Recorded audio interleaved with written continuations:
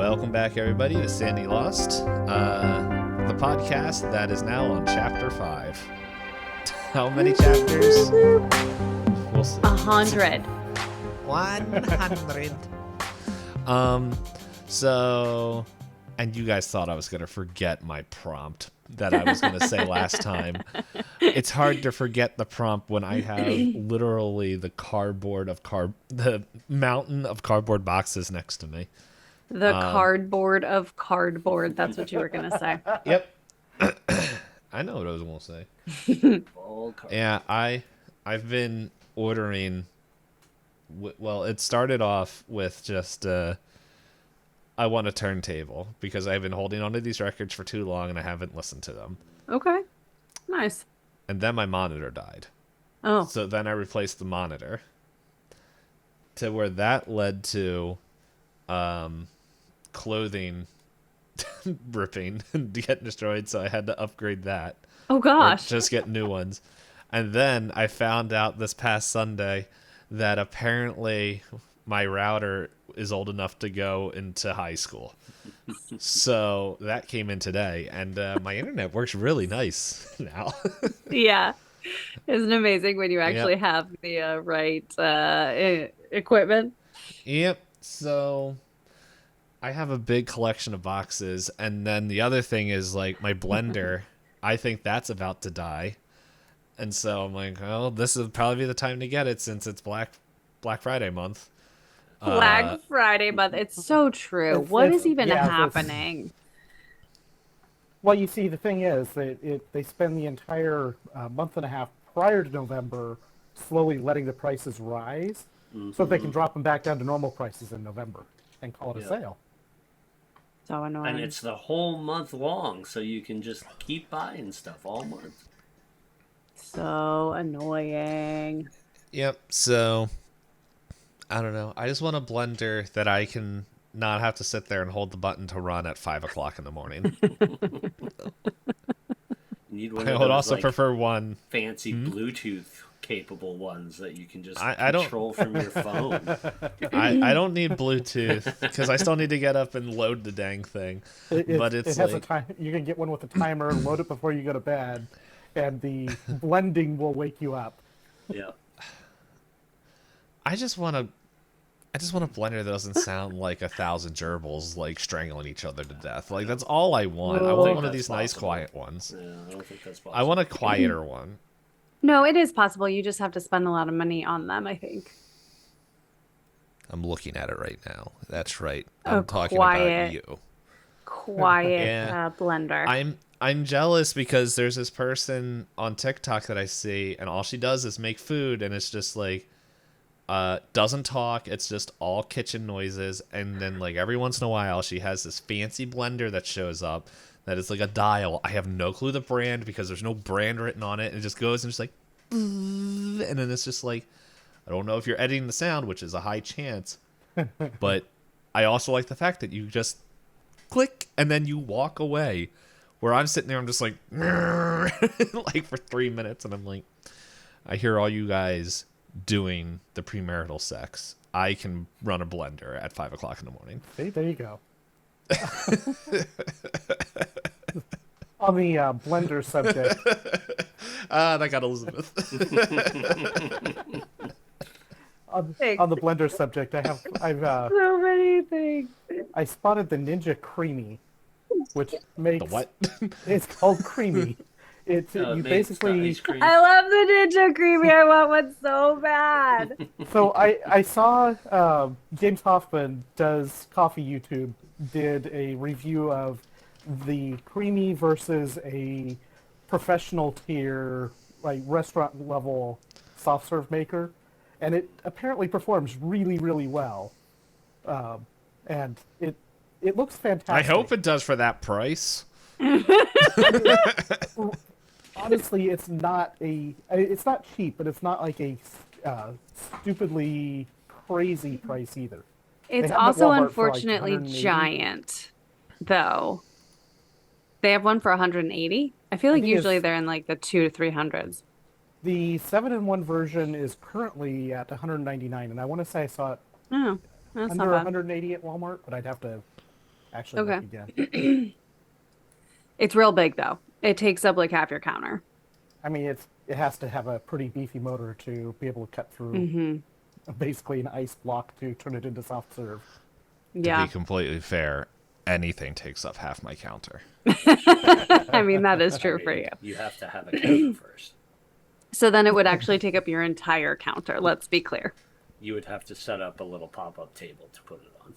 I've been thinking about getting like Be your I'm planning ice on cream moving table. all this behind me, like over there, and then getting like another shelf to like behind me to that would just hold like maybe the stuff that's up on top that you guys can barely see.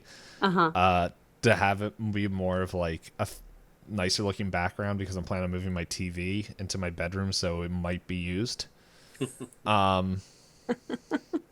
So Well, I'm looking excited to see this like apartment rearrange. Yeah, well, I was hoping not to be in this apartment for another year, but that's another problem. And then, Dumb housing market. yeah, I don't know. I told someone at work today that I was like, yeah, I moved to Fargo. And they're just like, why would you move to Fargo? I'm like, because nobody would visit me. Legit reason. That, also, I could live in a city, but like probably still have that like average size like community. Like probably if life probably would be similar to where 3/4 of this podcast lives. Just with a lot more cold and probably a lot more meth, but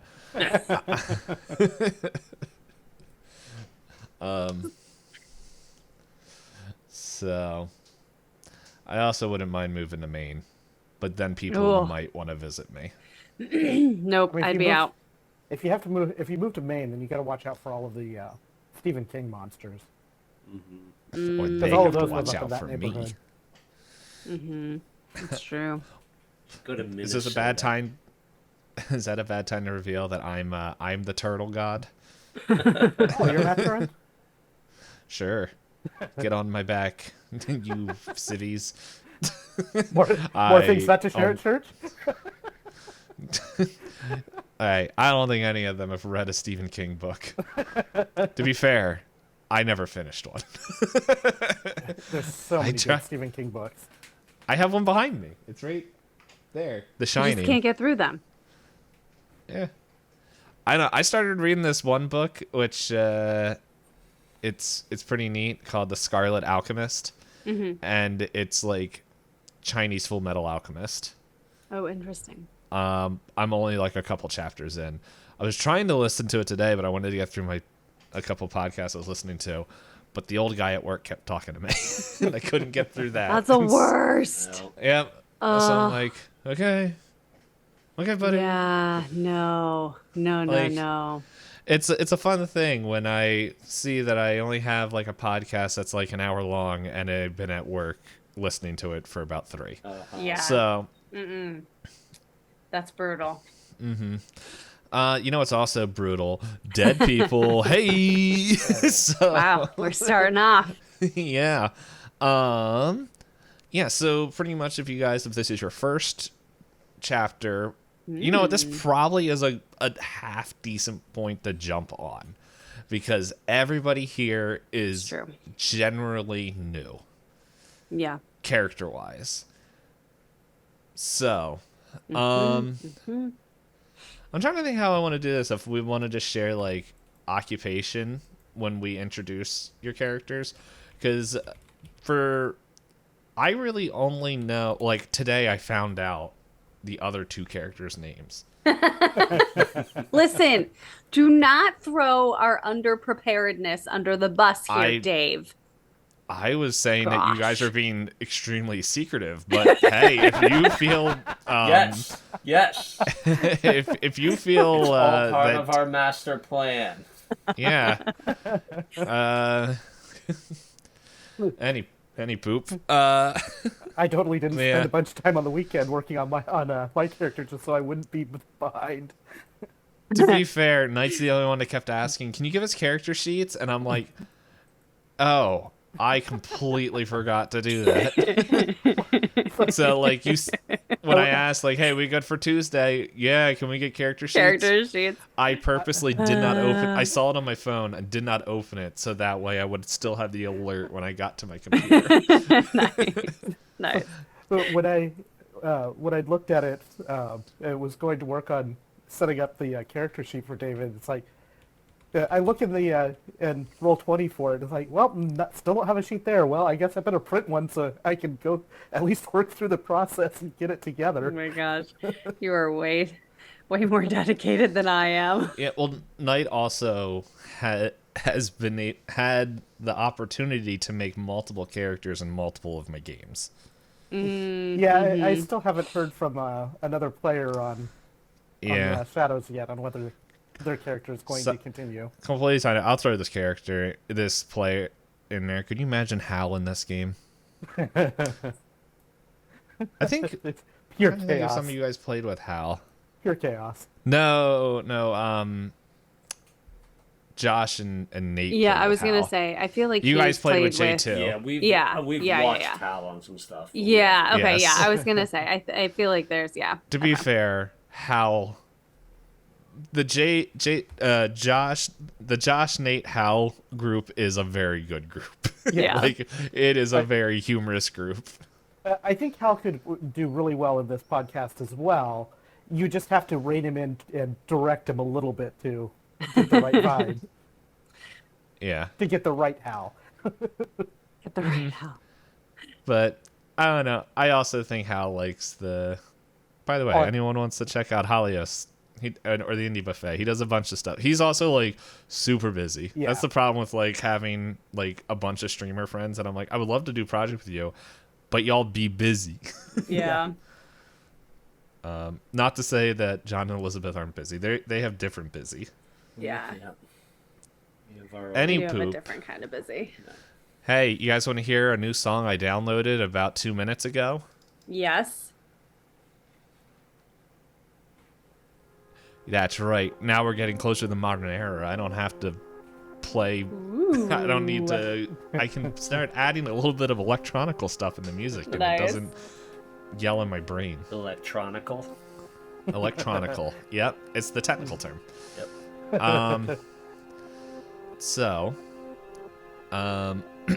So pretty much,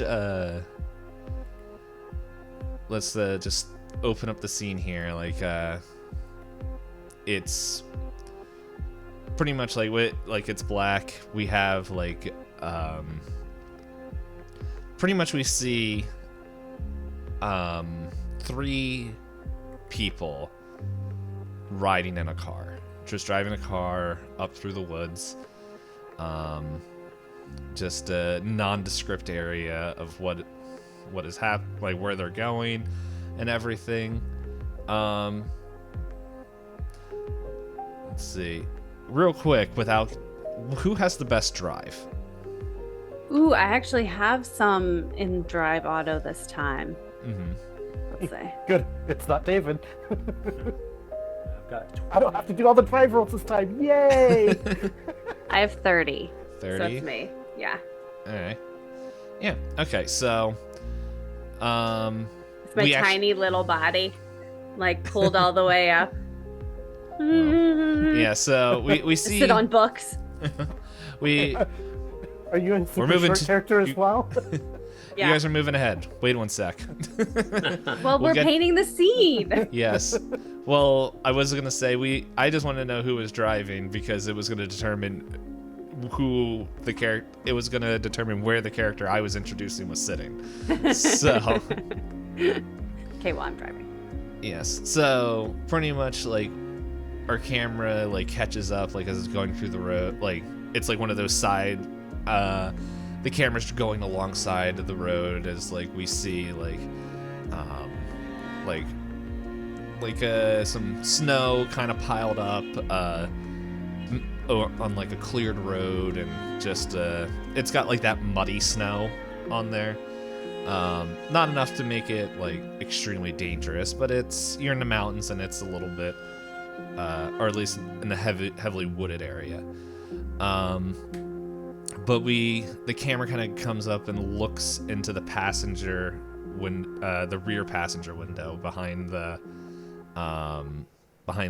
driver, and we see a young man with bright red hair and was it a purple and a green eye?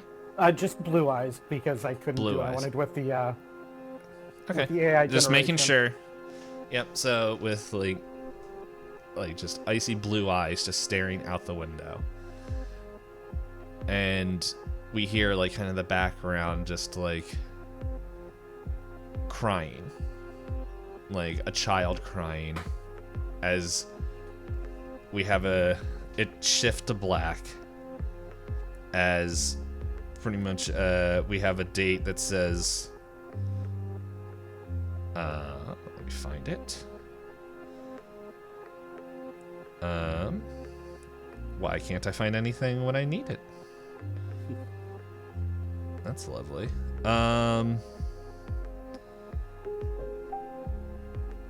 May 1962. Whatever the day was. Is that still pinned in here? Yeah, okay. Nope. Apparently I didn't give a date. Yeah, so May 1962. One day. The following day. And pretty much we open up to a scene of a young David in the hospital talking with, like, kind of just crying in the arms of his mom. And Rose pretty much like leans down to David's like, David, it's okay. Your dad's getting treated. He's in the hospital. Like, we got the best people here. Okay? Like, look, I know that we were both in the bus, but look, your dad was able to get whatever that was away, and saved us all. It's gonna be okay, right? Yeah. Trust me, I've your dad has made it through much worse than this. And besides, like, Cora was there with him, and Skip. Like, they're all gonna make it out of here. They've been helping Centralia for years. Decades. Like, and it's like maybe David doesn't pick this up, but like we as the audience see like her like wiping away tears and like her like gripping like pretty much like a rosary like in her hand that just kind of keeping it out of sight, like the prayer beads, and like kind of just out of sight of David. She's like, your brother, like I know he's with somebody else. He's with Ash. No, Ashley would have been here. I don't know where your brother is. He's probably, I don't know, out in the lobby. But it's, look, we gotta be brave, okay? Like, for your dad. Well, whatever that thing was. I mean, I know he must have beat it, but why do these things keep happening around here? I don't know. This was before I was here. And I don't know, your dad, like, he doesn't talk about it, like, even Cora, none of them really talk about it, but there was something that happened in their past. And I don't know if that's just going to be a story that you're going to have to get from your dad, because I don't know, but I just hope he can rest. Wow. And, oh, go ahead. Well, I mean, I think he's gonna get better, but I don't know. I don't want to feel like I can't protect by anybody either. I'm going to ask him, as long as he gets better, I want him to teach me what's going on and how to protect everyone. And like she kind of hugs, like pulls you in like to her chest and like kind of starts like rubbing your hair, just like, yeah, no, you'll do that, as like the camera shifts and like we see like a tear like kind of trickling down her face of like knowing truly what you're saying here and what that would mean. And then like we hear the door like kind of squeak open, like that you guys were sitting like where Caleb was in, and a tall man with dark skin and a doctor's suit, but it seems like there's faded polka dots coming clean through, and he's like, yes, Mr. Winters is okay now. You can go in. Before he just walks away and enters another room. As we see the door closing, like it's across the hallways, you just see like a little label that says Cora.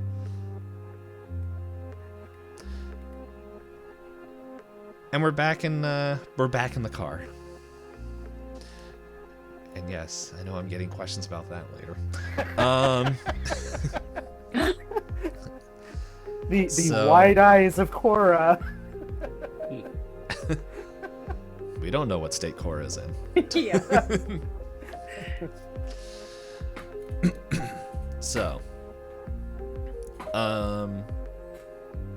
anyway, yeah, so we're back in the car. We're still going through. And yeah, and then our camera like kind of goes past David and then kind of goes through the middle console where we see and the camera like turns back around to see two people that look similar in the driver and passenger seat. And so who would like to introduce their character first? I guess I can go. Okay. So in the driver's seat, like I had said before, you see this tiny little girl. She's not young, maybe looks young, but very small, boosted up to the steering wheel to make sure that she can, see over. And there is like an air of intensity that mixes with a guess kind of this like wistfulness of you just sense in her energy and life and vibrance, while also getting the sense that she just kind of like flits, almost like she at times could just be ethereal, that she's there and then she's not. You see a young woman with long amber hair that she has at the moment tied in a ponytail. It's hanging over, the side of her shoulder. She has fully embraced the 70s flower child and is wearing a headscarf with dangly feather earrings and tunic coat or tunic shirt with a belt, and then some bell-bottom jeans. And we meet Adele, who is known by her closest friends and family as Deli. She is a what did I decide she is? She is a book dealer.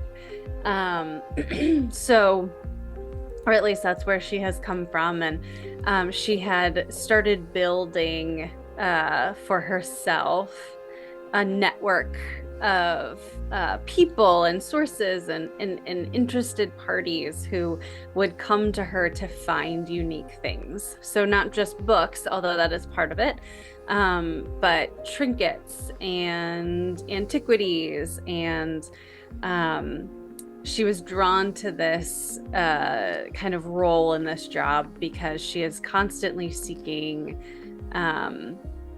knowledge, but also these experiences. And so she has over time built herself young, still young, only 24, but is building this network of people who have given her stories and experiences and have allowed her to come in contact with things that she would have never been able to before, but that feed this hunger to know more of the unseen aspects of the world around her. So at the moment, she is probably, intensely focusing on the road, but telling some sort of story to the other two in the car, something that she read about or something that a client had her find, or she's just probably babbling along to fill up the silence. Mm-hmm. And we I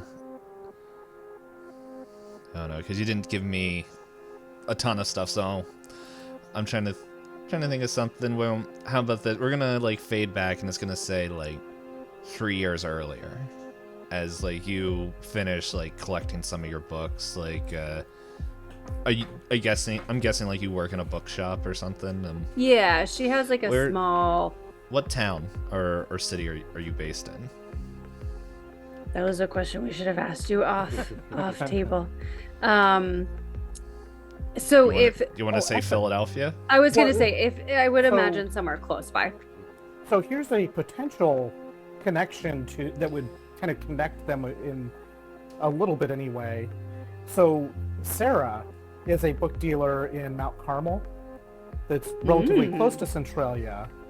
So we could potentially, depending on how we want to do this, we could retcon that as that's they fun. work in the same shop perhaps, or maybe. Well, what if we did this in some way there? So let's say that Deli's little bookshop is in Philadelphia, but Mount Carmel is not that far from Philly, and so there's you guys can be connected. Connection, But that also helps me with what I'm about to do. One day you, it's near closing hours, and then you got your last shipment and everything, and pretty much maybe you get a couple things from Sarah, which is normally you guys trade maybe more that because I can assume just Sarah's background, she has more of the taste of the eccentric and the supernatural, and you're looking at one of these books and you hear the the bell to your door ring as this older gentleman walks in, who's got thinning pure white hair slicked back. He looks old, he's unnaturally aged, but he's still he walks he's kind of got the skin kind of that's pulled back, not sagging. He looks like an active older man, and he's just oh yes, oh hold up, that's not what his voice would have been like. Oh yes, are you Miss Lockhart? Yes, I am. How can I help you? It seems you have been... I'm trying to get this character's voice right. And it's, let's see. I think it would be something... It's, you've been digging around in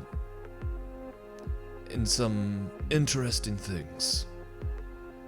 I love interesting things. I'm always digging around to find something new and interesting. Do you have something interesting to tell me? How would you like to research these interesting things I mean, that's all I do, all day, every day. for the government. Think about it. Call me at this number. And he, like, slides you a business card that says, like, SSD. And on the back, you hear... Yeah, on there is just Mr. Parker.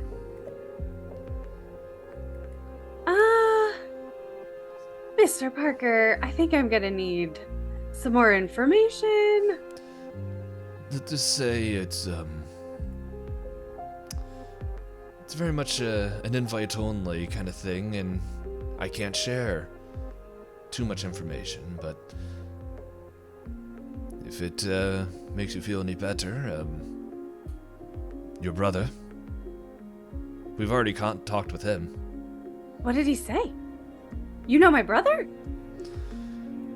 We know a little bit about everything when people look in here. And yes, I know Sarah very, very well.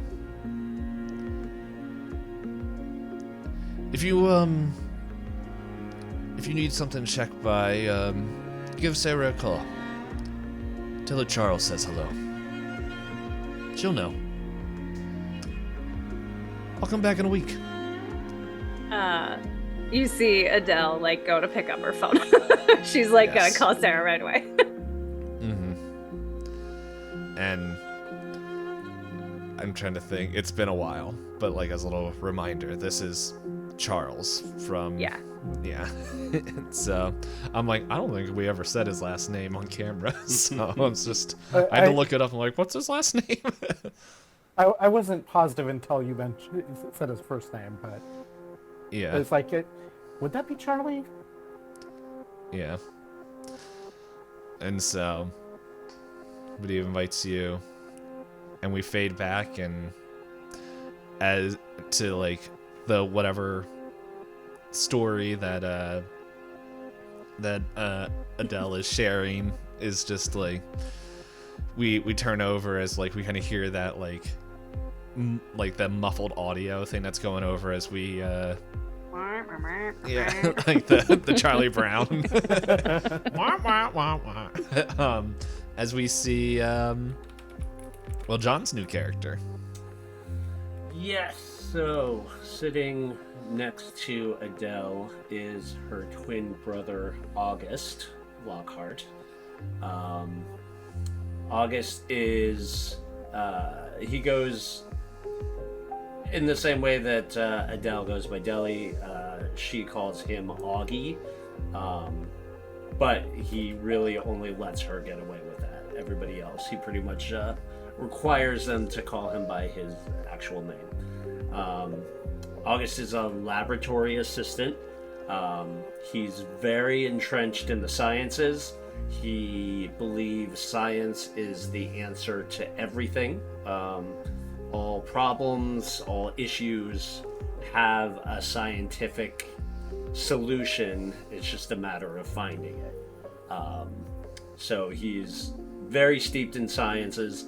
He majors or specializes in chemistry and has a secondary in biology. Is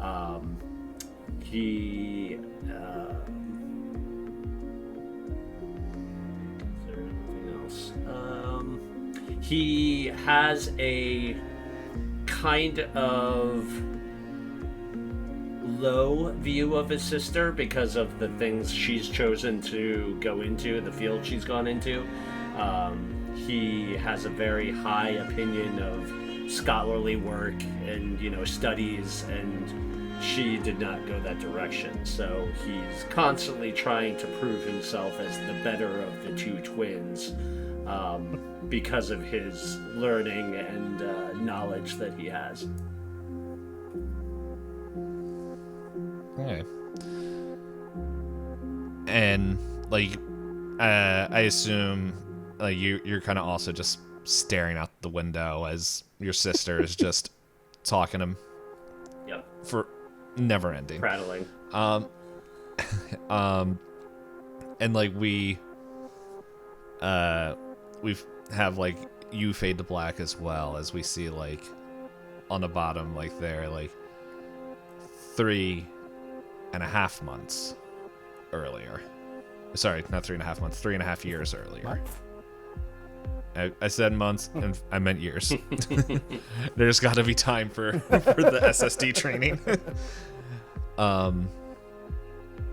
As maybe you're working on one of these projects, and like it's late, like very late at night, where and if I'm taking too much, like if that's not what your character would do, feel free to correct me. You're doing good. Where like pretty much the main professor at like at this place, or the main lab director, whatever they would be called, is like he had to go, and like pretty much everyone's like, no, you have to go home, like August, you have to go home. And it's like, no, let me just run this one more time and I'll go home. And like you're running the test, you're like looking through a microscope as you hear the door close, and maybe you give your same things like, yeah, no, I know it's late, I'll go home in a second. And you're no, I'm actually here to talk with you, Mr. Lockhart, if you have a time. August kind of briefly looks up from the microphone, takes in the person that has walked through the door, and gives kind of a short, do I know you? No. And it's Charles again, but like another way to like, he would also been dressed exactly the same as he was in Deli's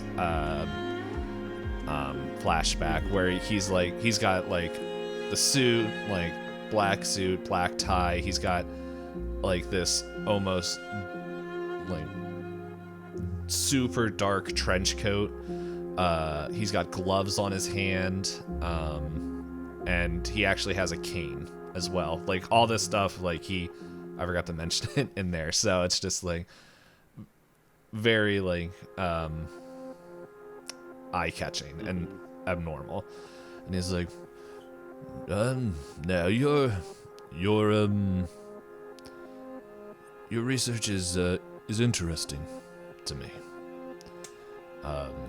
At least your mind, the way it looks at it. What if I... Oh, sorry. Go ahead. What if I could tell you would have the opportunity to research something that goes beyond human understanding? August kind of rolls his eyes and looks back in his microscope and kind of mutters, sounds like something my sister would be into. And he stops for a moment and kind of sharply looks at him and says, did my sister send you here? Are you involved with her in some way? Listen, I don't have time. I've got a schedule. I've got a project deadline. We are running behind on funding. I don't have time to play around with her woo-woo games. Really, go back to her. Tell her I'm not interested. I have things that I need to do that are worth something to humanity. And he kind of goes back and looks into his microscope and kind of disregards Charles. And you hear, oh no, we haven't talked with her yet. We're coming to you first. August pauses for a moment and thinks about that and says, well, she's whatever you're after, she's the better option. Why, I would suggest going and talking to her and leaving me to my work. Are you looking at him when he says that? When you're saying that? Yeah. Okay. And so, I was like, well, it's, what if I could show you an example of something that science has taught us that you could be on the breaking ground floor of. August lets out a deep sigh, kind of like pinches the bridges of his nose, and says, "If I let you do that, will you leave me alone?" Oh, I promise. He kind of gives him like a little wave to like proceed. Okay, and then he looks at you like kind of right in the eyes and is just like, August, there's many things that we don't know about in this world. And there's things that we need analytical minds for you to help us understand this and understand how we can defend ourselves against it. And I believe that you would be good at this. And while he's saying all this, his mouth isn't moving. He's just looking at you. He's not, like, throwing his voice. And you know that you're hearing this voice directly into your mind. So And it takes August a second to recognize or notice that he's not actually speaking. And when he does, like, his eyebrows, come down. His eyes narrow, and he looks at Charles and is like, "What's the game you're playing here? I don't have time for tricks and for parlor magic." this is not magic. Well, it is magic, but not parlor magic. It's very real, but unfortunately, as you know, with government, there's only so much we can share. Government? Hey. Yes. Oh, you could still keep your work here, but we'd be able to, let's say, move some grants around if you wanted to pursue some more research. We'll need your help from time to time. Whoa.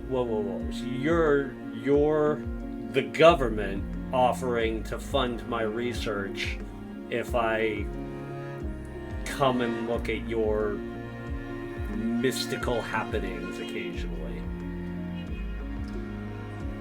Yeah, that's a way to put it. Maybe not as crass, but yes, but think about it. And he like slides a card, like the same exact card, like, and I'm imagining these cards are like all black with like red ink that just says SSD,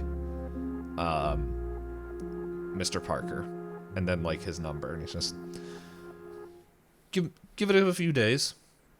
I'm trying to think. Are you based in Philly? Yeah, I would say that we both probably still live pretty close to each other. So, I mean, we could even make it like, I imagine UPenn was around in the 70s. So, say that like he works there. Yeah, it's like, and he's gonna say like, if you need some more convincing, talk with and they'll like list like Professor Green, and like you would know that she is this older medical professor that just showed up one day. She disappeared, like nobody knows where she went, but then just randomly reappeared back in Philadelphia. It's like, she might be able to ease some of your thoughts, and if she has any question, oh no, she wouldn't know him. She would help you out. Yeah, I'll give you a week. So, have a good night. Or morning, Mr. Lockhart. August just kind of absent-mindedly nods back at him and thoughtfully watches him as he leaves the door, and kind of, again, absent-mindedly tucks the card into the pocket of his lab coat, and then goes back to his work. And with that, like, we're back in the car as we're driving, and where you guys are just going down there as like maybe Deli, you're like bring up like, so do you remember the mission? Something on the lines of that, as we all flash back to the day before, as you guys are all within a room, the room that you guys know that you've been trained and learned things. I clicked the wrong thing. There it is. As pretty much you guys see on the board like rune magic and the things in there. And this is just a good time to just explain it real early for anyone that is listening. As we had loosey-goosey magic before, we have rune magic, which was introduced with Caleb, and has been expanded on to where pretty much it's going to use the magic points that every character has. And from there, like, they all have 2 different runes that they can cast, but it eats away at their sanity. So as they go through that, like, the spell will always go off. Like, as I want you guys to know, when you cast the spell, it will always go off. Like, you don't have to worry about it not working, but the cost of your sanity will go up higher. And then if you extremely fail, which I'm just gonna say is like, well, yeah, if it would be 96 or higher, then I get to tweak what it was. And you get an extreme sanity cost as the world, you're warping the world around you. And so, but pretty much like during this time, like we have like, maybe as we're going through and like looking at there, we see like different like areas and like maybe a calendar that says like history lessons, physical training, rune magic, training, like just this calendar of all these different things that is just listing like training regimens that you guys have been going over like pretty like within like the past 3 years of learning it. Like as you guys like are able to go and meet up like maybe like once a month at this place. And then yesterday, whatever the day is, yeah, so February 28th, 1972, the door opens and we see a man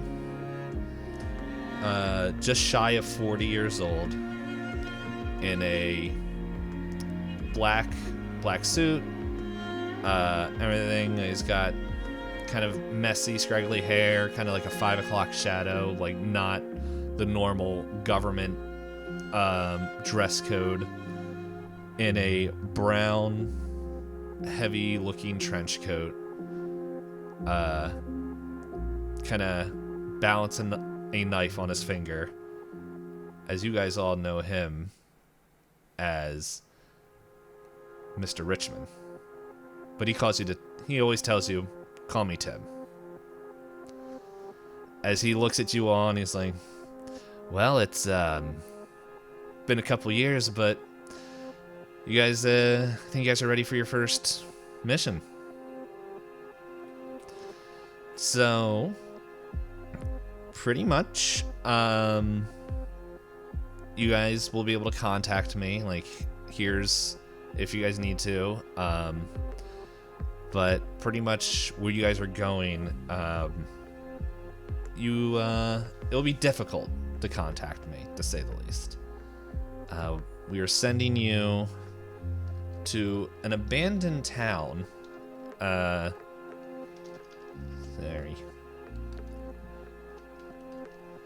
As things are not working well for me. Pretty much it's just shy of this town called Nannycoke. And it was this old concrete city that's what they call it, a concrete city that was pretty much supposed to be all these homes that they made out of concrete back in the early 1900s. Fortunately, didn't really work out, but it turns out we found some records of we found some activity years ago from the Eyes of Ophidian. They shouldn't be there now, but we want you guys to go there, look around the place, see if you're able to notice anything that's not normal, write a report, and if we have to go up there and do further investigations, then we will do that. And do you guys want to see it? Yes. So, they changed the thing, so I don't know how to, like, bring you guys over. There we go. So, here's a pretty much a screenshot of a map.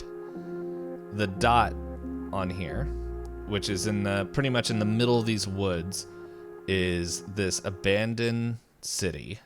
I also have another picture that will allow you guys to see pretty much a modern day. I would like to.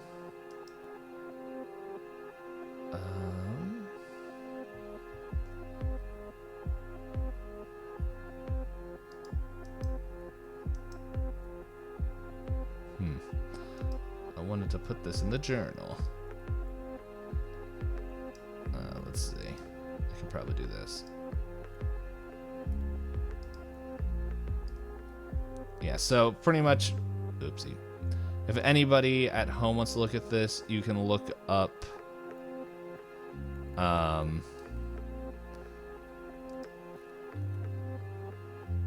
pretty much wow, this is not going as smoothly as I was hoping it would. Makes me wonder why I uploaded it this way. You can Google Concrete City. It is a real place. And is creepy known... man.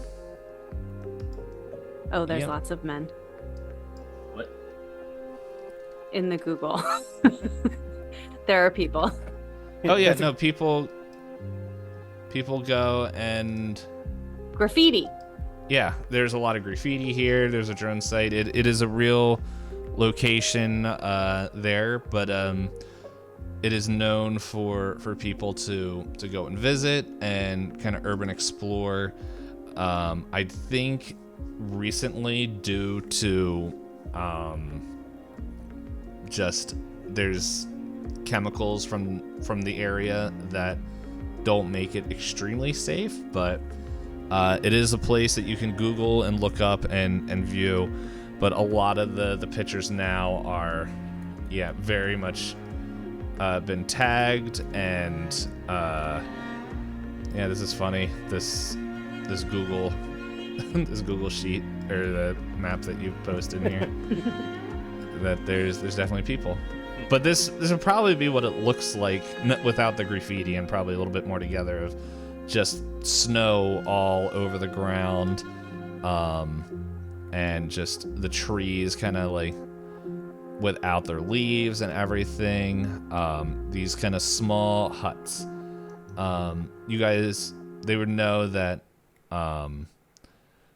pretty much they were supposed to be people move in there, and it's supposed to be like cities of the future of this area. And it just pretty much 13 years after it was built, it was all abandoned.